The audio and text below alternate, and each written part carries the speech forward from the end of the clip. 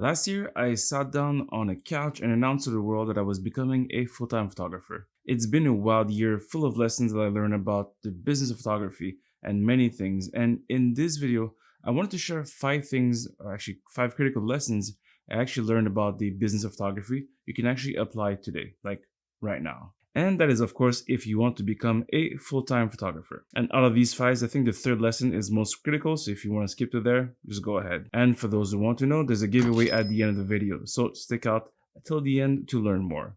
Let's get into it. So before we start, this is a bit of a long one since there's so much to cover in these five lessons. So I really want to apologize to my ADD friends. I've broken down this video into segments so you can actually see in the bar below, so you can actually replay them for your own enjoyment. Also, this video is sponsored by my friends at Sprout Studio.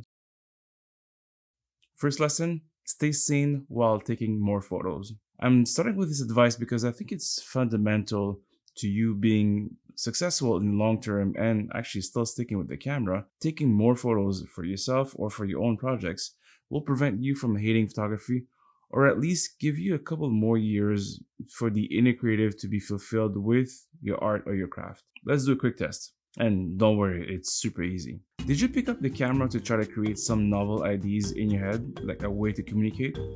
If so, I have bad news. You are a creative. And look, if you're 100% happy with just shooting for money, totally fine with me. Some people are really happy just like making money. You can actually skip to this time code in order to skip this advice. But if not, stick around. So here I want to expand a little more on what I said about just taking more personal photos. Shoot some really intense or relaxed personal project. It can be some stuff you wanted to try, and it doesn't even necessarily has to be portfolio driven, although it's a huge bonus. It just has to be for yourself. You can decide to publish those photos or not, make an art gallery out of it, or just keep it for you for your own art drive. It doesn't matter. The goal is to get you to create something that you love, and you will keep you bonded with your camera and actually your job. Building clients and generating income from creating content or taking family photos or whatever you do is great, but I'll give you this warning. If at time you don't achieve your own vision from time to time, you'll come to actually hate the camera. I've come close to hating camera several times in this year, and what always brought me back to actually loving the craft are those relaxed personal photo sessions, either big or small. I mean, these small creative sessions help me express myself and my thoughts in various ways that I can't even put in paper. Getting to hate the camera is also a very known adverse effect, as a lot of people are quitting photography nowadays, especially because money was great, but the work wasn't fulfilling. I mean, client work is good because you're getting paid, but it's not always your vision that you're creating most of the time, it's someone else's. Skill level doesn't matter. Controversial, right? I actually believe that being the best photographer in the world was important to earning a good living with the camera. I mean, think about it. As an artist yourself, like, who do you look up to as a photographer?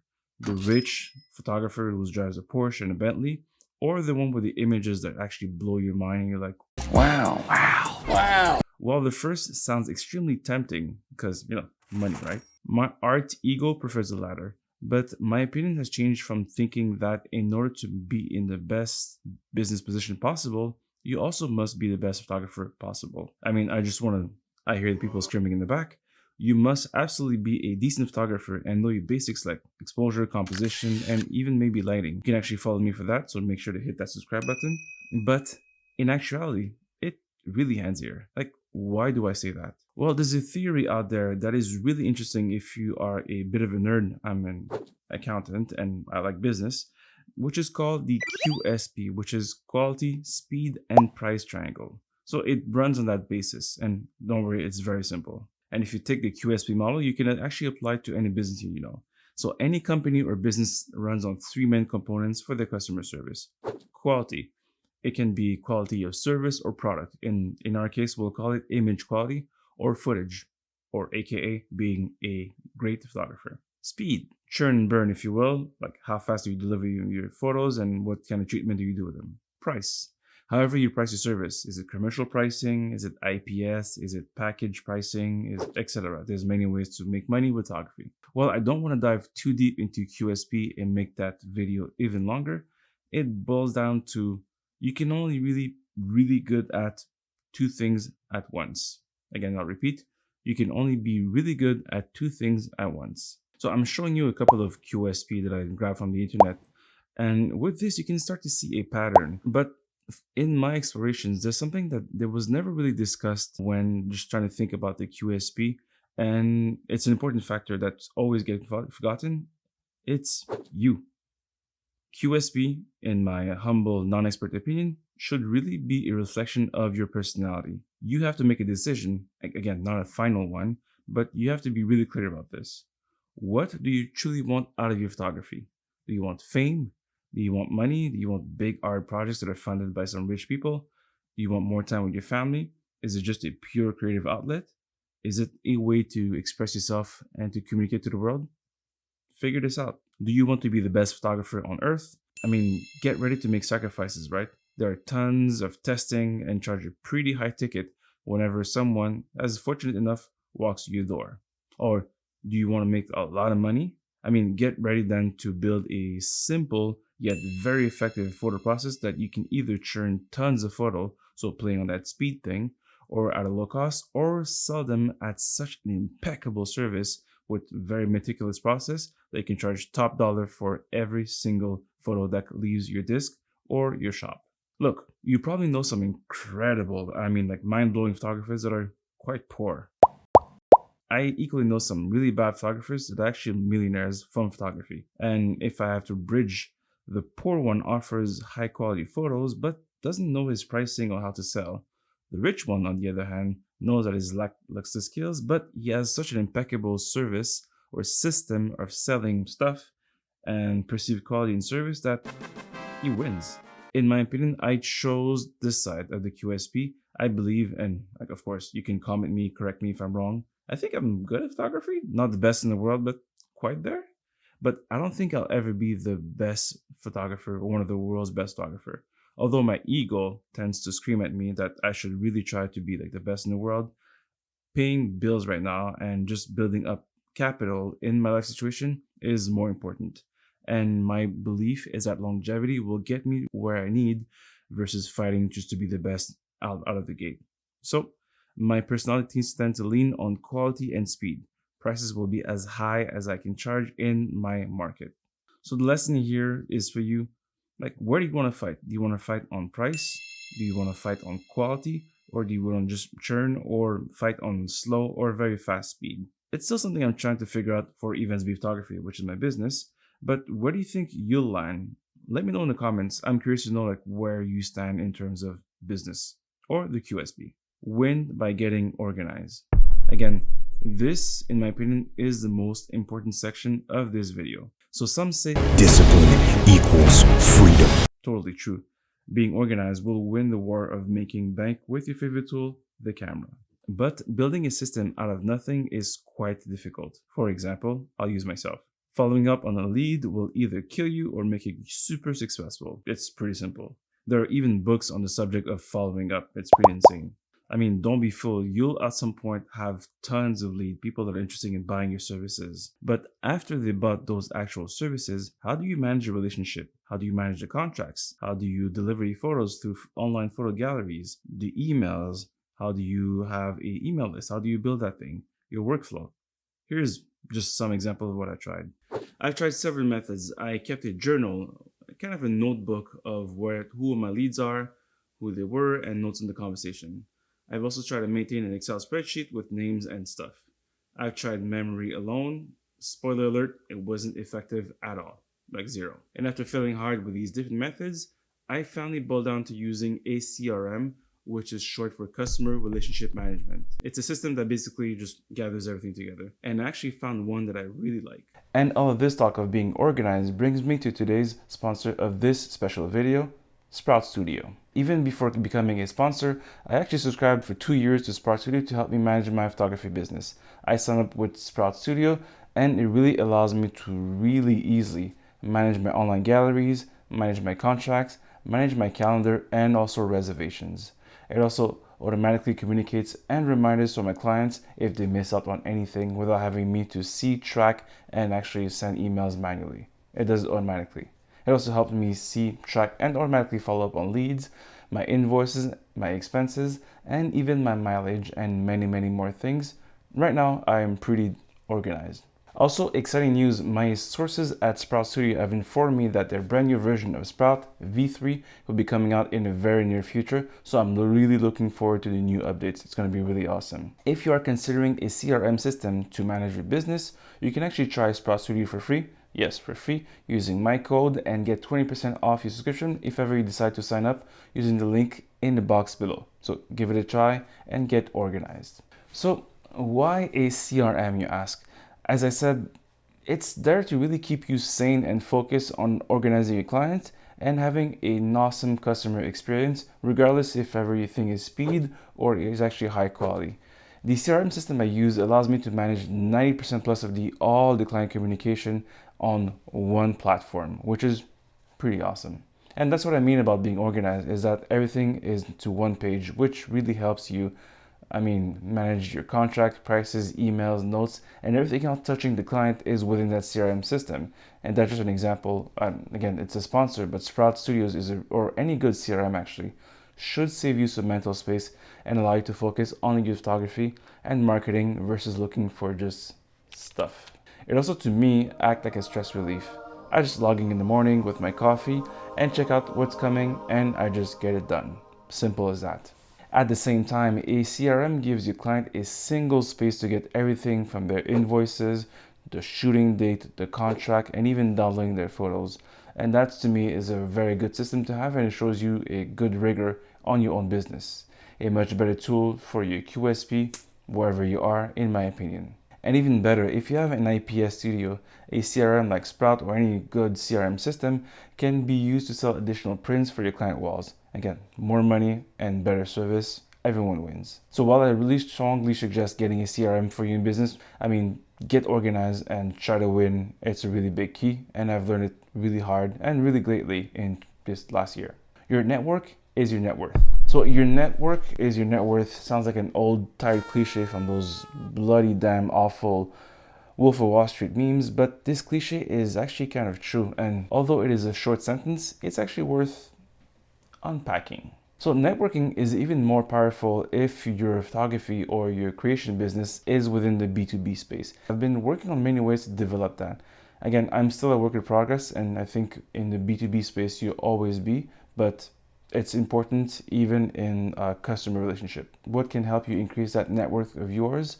And we'll start backwards in this one, and we'll actually talk about net worth. There are a few things we need to clarify first. There are a couple of things you can do to actually survive the conversion to full-time photography. First, keep a part-time job, a contractual gig that actually pays the critical bills. It doesn't have to be photo related, or it just has to be really low stress and low responsibility. Come in, come out, you're done.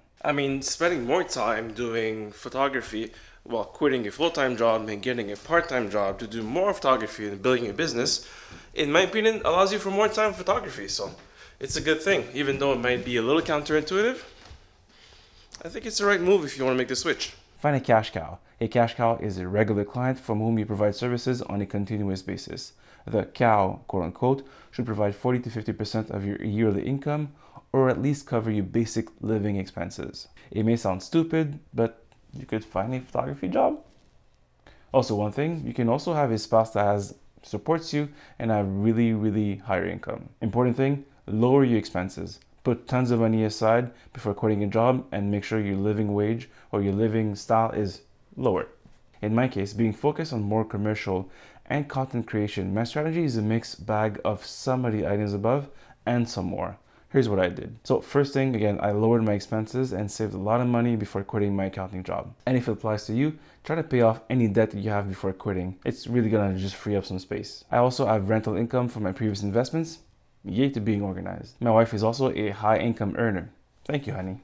So I'm still hunting for the cash cow, and to me, that's one of the most important aspects of my business, and it should be important to you because the cash cow is the actual most powerful strategy early on and later on also in your career. It gives you peace of mind, it frees you up creatively so you can pursue other gigs or something more creative, and you're not stressing about the basic bills of paying your taxes and stuff like that since you're covered with a client with a steady income, which is again a big stress relief. If your business though is more like seasonal, like wedding photographer, Learning to weather the quieter moments or the quieter months is actually the most optimal strategy. Again, I'm not a wedding photographer, but I do know a couple of very successful wedding photographers. So if you're interested in money and wedding photography and you want to learn how to bridge the gaps, do let me know. I do know a lot of successful ones and they can maybe help you with some good advice. Now that we covered the last portion, let's go back to talking about the first portion, network. Now, if you're more into the B2B space or content creation space, the only way you'll make it is actually to know a lot of people that want to work with you. If I take a look at the last 12 months of my business, most of the random jobs I received were from contacts from past gigs or someone that knows me. So basically it's a referral. Also, just to make sure that I wasn't crazy, I surveyed my photography entourage and it's true for all of them. Most jobs or cash cow or really good relationship or big jobs that they landed were developed through some other people that they directly know or know of them. And I mean 90+% of them. It's a big number. Marketing to consumers or businesses is an literally all-out war, no doubt about it. It's actually very difficult to pierce through the noise, and trust me, there's a whole lot of noise out there. But if you already have an established relationship with someone or someone that has a lot of links, it's much easier to build on that relationship and cut through the noise versus try to find or meet someone new. I mean, you want to be snarky? Ask anyone that's trying to find a husband or a wife online, and they'll tell you so. Now, networking is really something I really love, and it's really hard and it's complicated, and I can spend 20 minutes about that single fact, but it remains true. Who do you know will either make or not knowing them will break you. Protect your business with a simple trick. So, this was a super hard lesson. Back up your shit. And I don't mean just back up your photos on the cloud and yeah, I'm done, call it a day. Woohoo! Who's laughing now? I mean, create redundancy everywhere within your business. So here's a quick story of what happened to me in March of 2021. A lot of people will relate. So I've been working on the same old laptop about back in 2018, and it wasn't great at the time, and 3 years forward, it desperately showed its age, especially with software like Premiere Pro and Photoshop. So with good intentions, I wanted to build a PC, but as you know, there's a huge GPU and parts shortage in early 2021, and building a PC became impossible. I was right! Woohoo! And it's terrible. The only other solution was to buy a pretty powerful laptop, and because my old one was becoming really unbearable. After a couple of days, I was super happy that I could finally render a video in less than 5 minutes versus the usual 2.5 hours it usually took to upload to YouTube. So logically, I thought I could get rid of the other one, right? Since I have a brand new one, right? Luckily, I decided to keep it, just in case. And after a few weeks, the brand new one had some issues I just couldn't live with, and I had to send me back, forcing me to go back to my old clunker for another month, and I still had jobs to deliver. But just thinking about it, this also could serve as a case where hoarding and laziness actually sometimes pays off. But just based on that example, here are a few areas of my life I created redundancy. As you know now, I actually have 2 laptops. On top of it, I plan to build a PC in 2022. Hopefully the GPU shortage will be less dramatic to even have a more power solution. So Linus, I bought you a bottle, get at me. I have 2 cameras in case one fails. I have 6 strobes and many other constant light in case, just don't tell my wife, please. My final shots and my important document are stored on Backblaze, also on 2 external disks, plus on Sprout Studio. I'm also planning to get a Synology backup solution or something to that like. This is to protect your assets, which is known as your image, and make sure they actually are delivered. It might be slightly costly, but damn if you can't deliver your photos because you didn't have the necessary tools. Your clients will not forgive you. So create redundancy. And because it's been only a year I've been looking into these solutions, do you have any other redundancy or backup tips? Let me know in the comments. I'm always looking for options, and I think the community will also appreciate your actual input. So these are the 5 crucial lessons or principles I've learned in the last few months. Again, switching to full-time photography isn't easy. Sometimes it's scarily quiet and you wonder when's the next time I'm gonna get paid, and you might be in that situation, right? Other times you're like swimming in contracts, like back to school is really rough. So much that you don't know what is next, everything is becoming urgent or is due yesterday. And if I look at my goal board, sometimes I'm a little off my objectives month to month or even the year up to now. And that includes YouTube, so do make sure you subscribe, please. But despite all of this and making it this far, as it's been a year full time, and seeing how much things are improving month to month, it's really encouraging. So for all that we've talked about today together, I left some various links to reference to some additional stuff that I'd like to read. And I believe I did mention something about a giveaway, didn't I? So with my friends at Sprout Studio, I'll be giving away 2 items in order to boost your business a lot.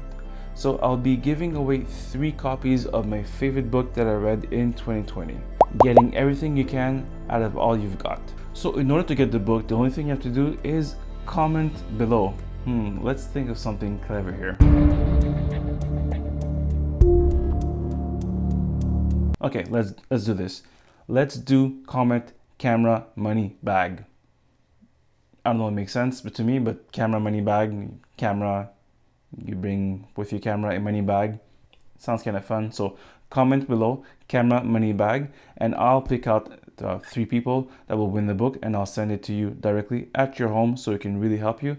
Again, the book that I'm giving away is fantastic. It's full of really good ideas that you don't need any budget to do. You can just implement right now into your business. And that is for serious people only. Secondly, again, really awesomely, I'll be giving away 1 year subscription to Sprout Studio. Yes, that's right. 1 free year of Sprout Studio, and that's a big value for your studio, as I described in the 3rd point. And in order to win the free year of Sprout Studio, the only thing you have to do is actually try the software. Again, it's free for 21 days, so you have nothing to lose and you don't need to buy anything. And all you have to do is actually try the software with the link that I've given below. You have no purchase necessary. So just try it out and we'll pick a winner within the ones that actually subscribe through the Sprout link. So give it a try, and then I or Sprout Studio will contact you to tell you if you won. And if you did so, well, congratulations. So if you guys like this video, do let me know in the comments what other subject or any questions you might have within the business. And I wanted to make sure I made a video that was useful to you and is also useful to me, just to document these things. So your question is appreciated because that will force me to actually research it and look into it. So one thing I want to say is I actually want to congratulate you on even thinking of embarking on this great journey.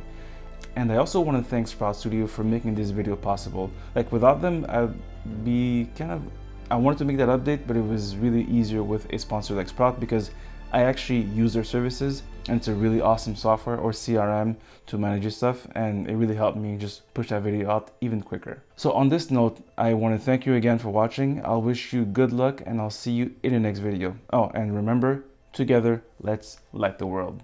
Cheers.